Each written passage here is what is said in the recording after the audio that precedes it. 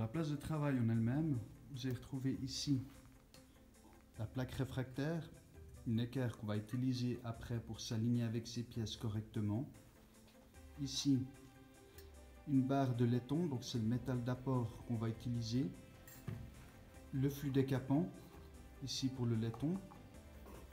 Ensuite, concernant le poste à braser en lui-même, vous avez ici un arrêt automatique qui va vous permettre de couper le gaz du chalumeau. Les valves d'acétylène et d'oxygène qu'on va utiliser pour le réglage. Ensuite, le chalumeau et la buse du chalumeau.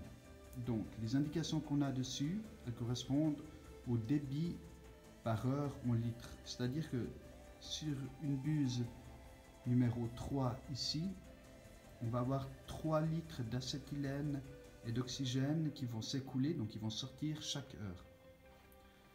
Et ici, notre veilleuse. Ensuite, toujours à mettre, c'est des lunettes pour la brasure, donc qui vous permettent d'abaisser une visière lorsque la lumière est un peu trop violente pour vos yeux.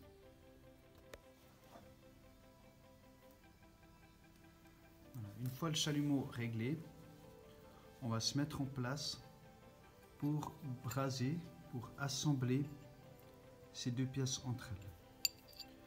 Donc, les pièces, on a déjà réalisé le blanchiment, c'est-à-dire qu'on a blanchi de manière mécanique les deux pièces entre elles, c'est-à-dire qu'on les a limées, sablées ou passées au papier de verre pour éviter d'avoir des impuretés. Donc on enlève l'oxydation et toutes les crasses qu'on puisse trouver.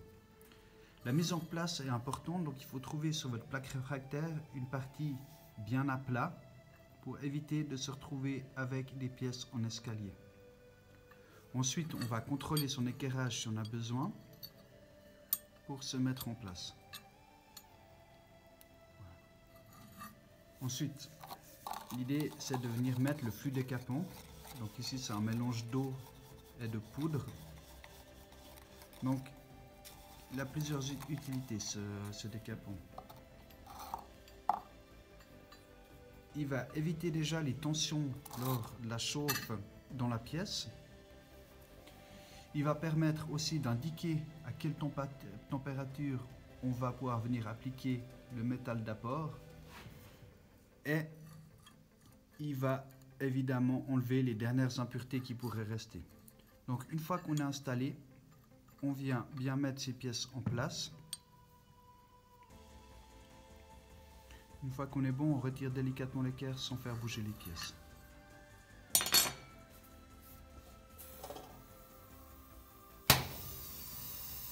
Donc c'est important, c'est d'avoir un bon contact sur ces pièces, donc ça se prépare au limage.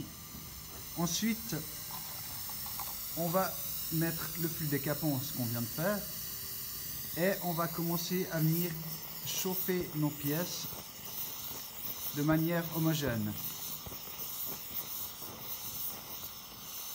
Il faut savoir que la goutte de métal d'apport qu'on va mettre va se diriger sur le point le plus chaud de la pièce par capillarité. Donc là on peut déjà voir que le décapant s'est cristallisé, puis est rapidement arrivé à une vitrification. Cette vitrification va nous permettre de savoir que la température est bonne. On va continuer à chauffer en direction de la plaque réfractaire vu qu'elle va venir drainer la chaleur qu'il y a dans les pièces à assembler. Une fois qu'on est bon, on pense être bon, on vient apporter la goutte de métal d'apport. Donc là on voit qu'elle ne mouille pas encore, c'est-à-dire qu'elle ne s'est pas encore étalée. Donc on va continuer à chauffer nos pièces en se déplaçant pour avoir quelque chose d'homogène.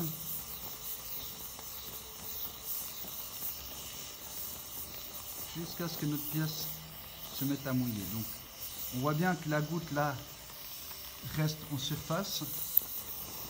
Donc on va continuer à chauffer sur les côtés pour forcer cette goutte à aller là où on veut. Donc là je cherche à la faire couler contre le bas.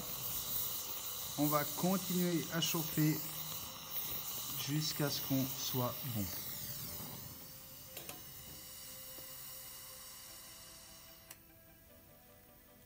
Une fois qu'on a terminé la chauffe, on attend que la pièce refroidisse un petit peu pour contrôler sa brasure.